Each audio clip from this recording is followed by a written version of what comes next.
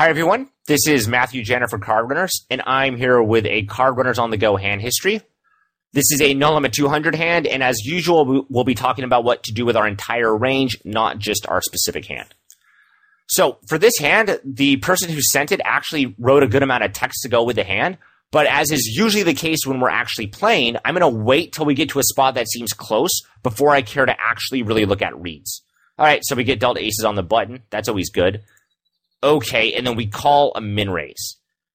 This is something you're only going to want to do if the blinds are squeezing very, very often, because aces to me are a hand that play exceptionally well, in heads-up pots, but they get weaker as you get multi-way. And when you call a min raise, it's going to be really easy for this board to get multi-way, and you're just keeping the pot small. So I can't really imagine cold calling with aces here pre-flop. You'd have to have a read that one of the blinds squeezes super aggressively to make this best. So I'm guessing that's the read we have here. Otherwise, I don't like to call pre-flop. All right, and then we get multi-way. This doesn't mean pre-flop was a mistake, but I think this is going to be the most likely outcome with calling pre-flop, which is why I think in general this is going to be quite bad. All right, so then we get this flop. So since we are multi-way here, and we have a hand that probably isn't in at least our perceived range and likely isn't even in our theoretically correct range. So it's a little bit difficult to analyze this when you talk about your whole range here, but I would say at the end of the day, the hands we want to sort of value raise with are hands that can get value now, but don't love giving free cards. And aces kind of fit that description. On this board, if we call, our opponent can have like a lot of gut shots that can outdraw us, but if we raise, we still should be able to comfortably get value from hands like king, queen, and ace, queen for at least one, if not multiple streets. The problem with raising here actually is that aces block our opponent's ace-queen combos, and those are hands we really want to stack. So the removal effect here can maybe let things get a little bit tricky, but at the end of the day, I still think raising is going to be better than calling because I don't want to give a lot of free cards to my opponent's straight draws, gut shots, and then I think we can get value from weaker pairs. So hopefully we raised. Okay, we called here. I'm really not a fan of this hand so far. So I actually am going to go look at the reads real quick. So I looked at the reads, and basically under the gun opens a little bit too much pre-flop and folds too much to 3-bets, and the blinds are a little bit squeeze happy. So at this point, I just mentioned, whenever you take a line that's pretty far from what you think is theoretically optimal, you have to be really, really sure that line is super effective against your specific opponent, because the theoretically correct lines are just so good against everyone. So here, based on the reads I'm seeing, I still think pre-flop was a 3-bet and not close, and I still think the flop is a raise and not close. This line can be better against super, super squeeze-happy people pre-flop or super, super bluffing-happy people post-flop, but you have to be so confident in that read to make, aces a better call than a 3-bet pre-flop or aces a better call than a flop raise, I believe. So I would have raised both streets. Small blind calls. So now we're having the exact problem that I didn't want with this hand is we're just playing it multi-way and we can so easily get outdrawn. All right, turns a 5. So at this point when it checks around to us, I think most everyone would agree it's a pretty comfortable bet.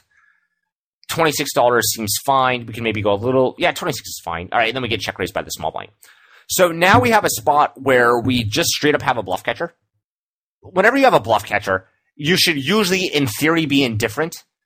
Except for you have to take into account the removal effect, and not all bluff catchers are usually going to be the same. But for the most part, when he check raises this turn, I don't think he's ever going to be check raising worse for value or check raising better as a bluff.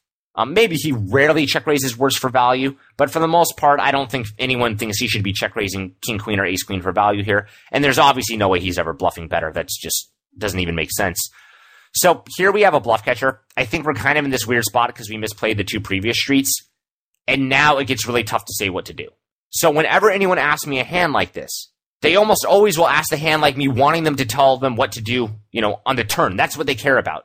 But in reality, I would just stress, just don't get to the turn here with aces again. Understand why you probably made a mistake on previous streets. And if you say, no, the previous streets weren't a mistake, my read was that good, then I'd say, okay, if your read was that good, then you should have some idea of what to do on the turn.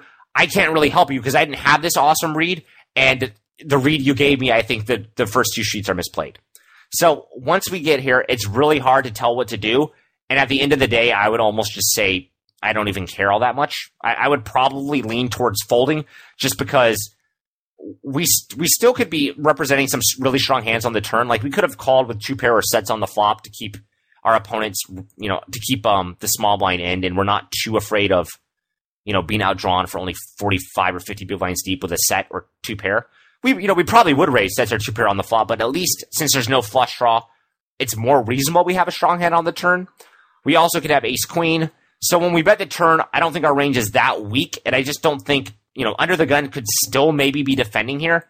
So I don't think this guy's going to bluff all that aggressively. So if I had to guess, I would fold. But again, I don't feel passionately about a turn call or a turn fold. I care much more about the two previous streets, which are going to be, similar situations will be occurring all the time and are much more important than what we do here. So we end up calling, and then we're just going to have a bluff catcher on the river. So again, we have a bluff catcher on the river. So again, not counting the detailed removal effect.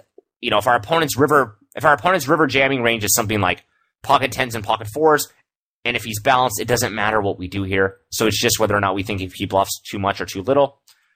Again, this isn't that important of a spot. So, and then hero ends up folding. Probably the line I like least in a vacuum, which is to call the turn and fold to a river bet. Again, that line can make sense in theory, but I just don't think it's going to be that good of a line here. I think if our opponent was check raise bluffing the turn, he's likely just going to continue with it. So I would not call the turn and fold the river. But again, the turn and the river I care much less about than pre-flop and the flop here. All right, so hopefully you enjoyed this video.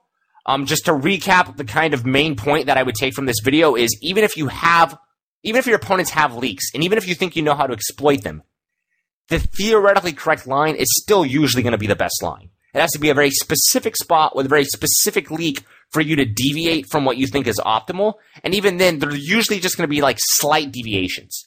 The exception to this would maybe be like bluff catching on the river, but especially for like pre-flop and flop play, when there's still so many cards left to act, so many different hands have so much equity, you're just going to want to stick with your solid game. So I'd be really careful with, cold calling here pre-flop or just calling the flop. So thanks for watching, everyone. Hope you enjoyed the video. Take care.